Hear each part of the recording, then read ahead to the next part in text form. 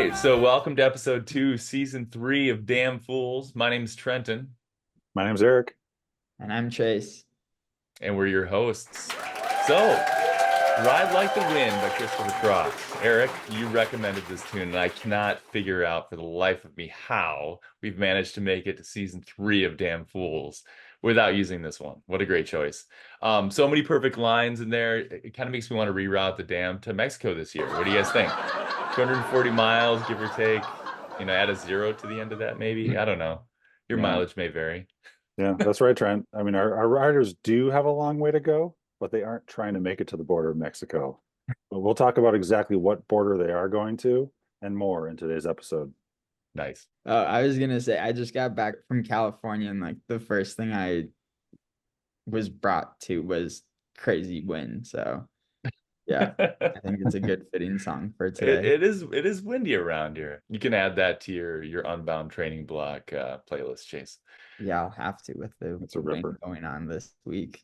It's this speaking of race, and how did your Sea Otter Classic race go last weekend? It was as good as it could have gone for a gravel racer trying to be a mountain biker against the best mountain bikers in the world. So, or the US, I shouldn't say the world, but yeah, rode with Ted King for a lot of the day. So one of the OG gravel pros. And yeah, I ended up 33rd and not last place out of all of the Lifetime Grand Prix folks, which And was that's my the goal, right? Not last that place. and not crashing. But I did crash and I actually crashed on a gravel road, which I ended up just laughing at myself when I did that. What's So your excuse, right? yeah, it was a steep uphill U-turn but oh well. That's actually a great lesson for everybody that's tuning in. Everybody crashes. I don't care how skilled you are across the board. Odds are you're probably going to crash along the way. It's just part of the deal. So Yeah. yeah. Well, thanks for sharing that with us, Chase. I'm glad you had a good time out there, and congratulations on your finishing run. Such a great spot. Thank you. For those of you tuning in, we get emails from you damn riders all the time asking for advice or questions, and we're here to hopefully provide answers to those questions. So, yeah, if this is your first time, enjoy this episode. If it's not, hopefully you get some helpful advice from this. So, Erik, take it All away. right, thanks, Chase. So it's time for the question of the day. Drum roll. Nice. Got this. So the question: will the route, checkpoints, and cutoffs be the same as previous years? That's from Lost and Afraid. I can go first, covering the cutoff times. Cutoffs, we have an 11:59:59 p.m. cutoff in Hager City, Wisconsin. That gives you 24 hours from when the fireworks go off in Gary, South Dakota. So that's just for the 240-mile dam riders. If you're one of the crazy double dam folks, you get 24 hours to get to Hager City and then turn around and you get another 24 hours. So 11:59:59 p.m. Sunday to get to Gary, South Dakota, where Trenton and all of us will be waiting for you. Yeah, so hopefully Johnny Gravel, hopefully you get healed up after your crash this past weekend. And then yeah, you can give us another nail biter to the finish. Maybe another bike frame at the end. We'll Who knows? see. You never Yeah. know. Yeah, so as with the last 2 years, there are no formal checkpoints. So each rider has 3 opportunities to connect with their support crews to take aid along the course. And you can structure the timing of those how you like. If you do every 60 miles is a natural way to go, but you can decide what segmentation serves you best. So if you want to go real hard for a while and save most of your stops for the last 100 miles, or you want to, you know, stop at 50 miles and then figure out the rest of the way, it's up to you. But anytime you take aid from a support crew counts towards one of your 3 opportunities. So be sure to use those wisely and try and plan that ahead of time if you can with your support crew as to how far you think you're going to go and when you're going to stop. You can also use local businesses along the way as support opportunities, and those will not count against your 3 support opportunities. So as long as you don't take aid from like another support crew at those places, you should be okay. People do ride the dam unsupported and have taken advantage of those on-course resources like your gas stations, grocery stores, farmhouse hoses, etc. So all riders should feel free to do so as well.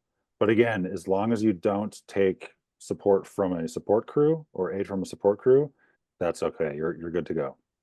Great advice. And yeah, I will say both the dam 240-mile route and the 480-mile Oh route yeah. were created to be able to be done unsupported. So I've actually done both of them unsupported without support crews. Not, of course, on race day, but scouting missions on my own. So that's something that you should be able to do if you choose. Yeah, and Trent, you mentioned the double dam. So, and again, for the double dam, on your way back, same rules apply. So you get another 3 opportunities to stop. So it's 3 checkpoint opportunities to Hager City, and then 3 if you're going back to Gary. Yep, and you're going to want to stop in Redwood Falls. You're going to want to enjoy that Casey's or the Dairy King that's there. Like if you're riding the double and you stop, and it's not a Dairy Queen, it's a Dairy King next to the Casey's. I highly recommend. So I'll talk a little bit about the route. So what does this year's route look like? This is always the question, and we've received so many emails and questions from people for the last couple of months about this. For those who've raced the dam before, you've noticed that the route has changed a little almost every year. We've done this to make the route more enjoyable and safer, right? So we're talking over 95% gravel roads. You're not going to be on a lot of pavement. That's partially to keep you on these low traffic roads, so you're not looking over your shoulder, getting buzzed by vehicles. The type of gravel that you're going to be experiencing on those gravel roads is going to change as you race across the state, so be prepared for that. You may want to do a little bit of research and make a good tire choice. We'll leave that up to a different episode or a different conversation. If you live in Minnesota, you know that we have 2 seasons here, and this is kind of a weird year to say this, but we have winter, usually, and road construction season. As you can imagine, it's a challenge to guarantee a 240-mile or 480-mile route will be the same in April as it is in August, okay? So road construction is going to happen. That being said, we won't be finalizing and releasing the route until about the week or maybe 10 days before the event.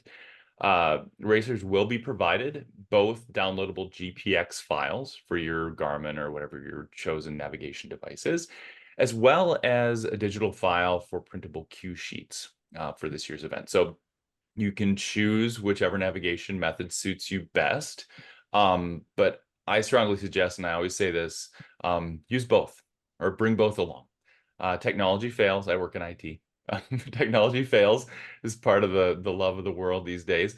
Also, those cue sheets just might come in handy. You might find that you like the old school. So anyway, I recommend using both if you can. Yeah, that's all I've got to say about the route. Erik?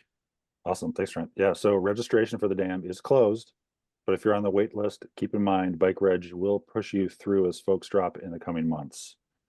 But have patience, waitlisters. Your time may come. Should we let Chase lead us out here? Yes. Wait, how am I leading us out? That's it for episode 2 of season 3 of Damn Fools. Tune in next time for episode 3.